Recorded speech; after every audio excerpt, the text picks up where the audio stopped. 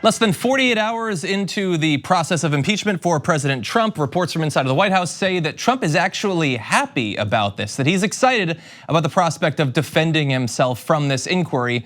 But is that actually true? Joining us now to discuss this and other important news of the day, Michael Brooks, host of the Michael Brooks Show. Welcome back to the show. Hey, John, great to be talking with you as always. Great to have you here and on a pretty big news day. So Donald Trump, does he actually relish being able to run against the Democrats pushing this impeachment inquiry? What do you think? Well, I mean, with him, it literally depends on the minute or the hour. So I could totally see him being in a mood upswing and being incredibly excited to do this.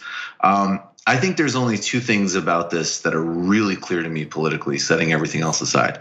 One that's negative and one that's positive. I do think that this is a fun thing for Trump to run against. And I think he would rile his base and mobilize his base regardless.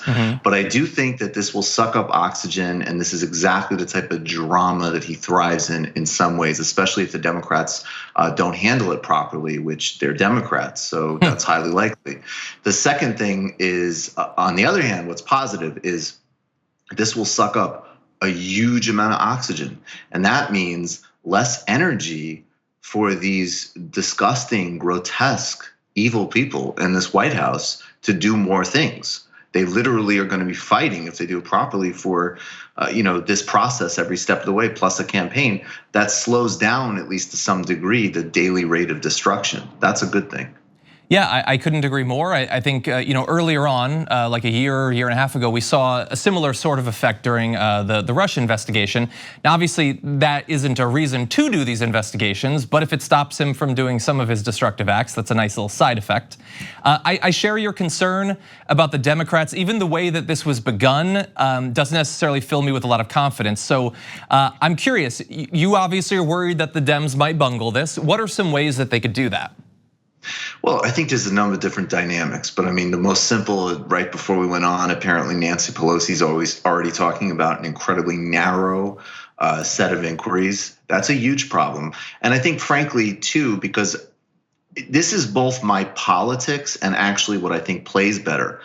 I think, to be honest, like a lot of the kind of smelling salts, oh my God, how could he, of the kind of liberal resistance, I think part of the reason it doesn't resonate with a lot of people is I think a lot of people already have the very clear understanding that there are two-tier and multiple justice systems in this country, and that there's a totally different set of rules for those in power. And by the way, not just Trump. I mean, he is an exaggeration of the norm, but he's not the norm.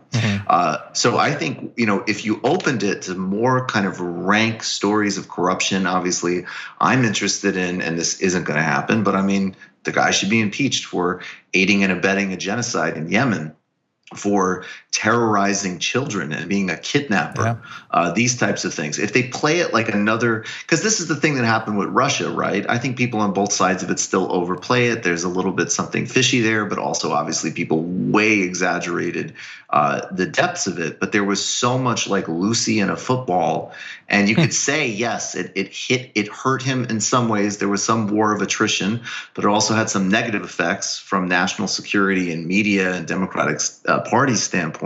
But at the end of the day, I felt like after the Mueller hearings, people had to explain why it was bad for him. And you don't want to be in the business of explaining why you won, right? So if it gets into that kind of mix up where it's like, no, this is actually really bad, we'll see. I think it needs to be broader and much more aggressive. Yeah, I agree. I don't know if this is what I would have launched the inquiry off of. I think that there have been a lot of other things.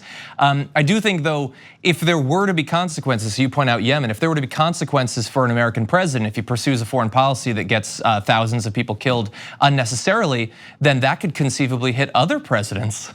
Oh, well, exactly. We can't have that happen. We can't have that happen. I mean, David Feldman had a great joke that Nancy Pelosi didn't want to impeach Donald Trump, but when he crossed the Rubicon and threatened the children of Democratic politicians making six-figure salaries lobbying for foreign governments, he crossed the line. Yeah, and not because Hunter Biden had cholera and had been starving to death over the course of weeks or months, but just because of the investigation. That's a great point. And again, as I always try to credit to a number of different lawmakers on the issue of Yemen, but Bernie Sanders for helping lead the effort to invoke the War Powers Act in that. He was stopped, unfortunately, by the man being impeached right now, but he did do a good job in attempting to do that.